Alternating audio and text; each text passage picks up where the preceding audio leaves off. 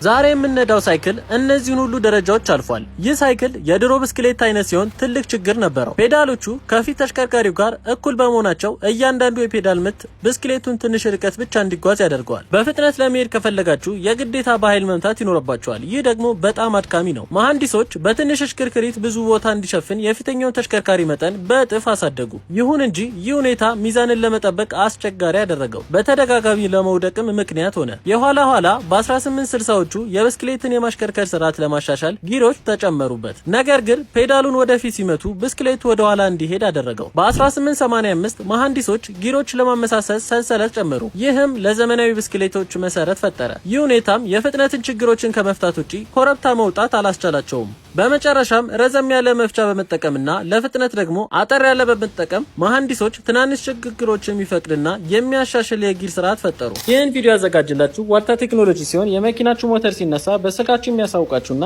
የመኪናችሁ ሞተር በስልካችሁ መቆለፍ የሚያስችላችሁ የጂፒኤስ ቴክኖሎጂ ድርጅታችን ዋልታ ቴክኖሎጂ አስመጥቶ እየገጠመ ይገኛል። ለበለጠ መረጃ ከታች ባለው ስልክ ቁጥር ይደውሉልን። እንደዚህ አይነት መረጃዎች እንዲደርሳችሁ የፕላስ ምልክቱን በመጫን ቤተሰብ ይሁኑ።